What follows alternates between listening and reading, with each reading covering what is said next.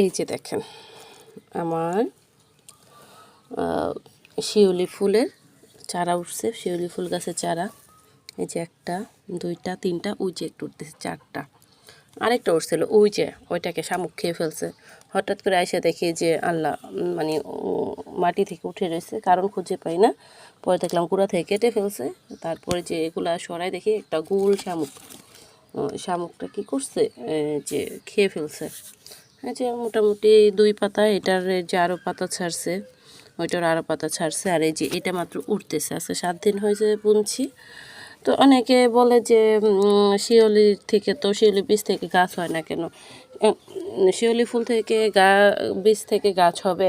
আপনি বীজটাকে ফাটাবেন, বীজটাকে ফাটালে দুইটা অংশ বের হবে। ওটা দুইটা অংশকেই আপনি বুনে দেবেন। একবারে বুনে দিলে ওটা থেকে কখনো চারা হয় না, মানে না হওয়ার সম্ভাবনা বেশি। আপনি এভাবে যদি করে দেন, ফাটায় 2 ভাগ করে বুনে দেন, তাহলে আপনার 2টা বীজ হবে। ওই 2টা বীজ আলাদা আলাদা বুনে দিলেই দেখবেন যে সুন্দর চারা হয়েছে। এই যে মাশাল্লাহ, এগুলো আরেকটু বড় হোক, তারপর যেখানে বোনার ওখানে একবারে বুনে দেব।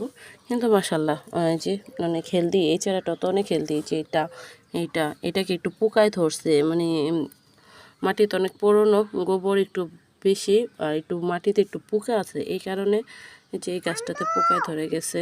যাই হোক, সবাই আমার এইগুলোর জন্য দোয়া করবেন। আমার শিউলি ফুল খুবই পছন্দের, যাতে অন্তত একটা চারা ঠিকঠাকভাবে বড় হয়। ঠিক আছে, সবাইকে ধন্যবাদ। আমি দেখাবো, আবার এর পরবর্তী আপডেট দিব আপনাদের। ধন্যবাদ সবাইকে।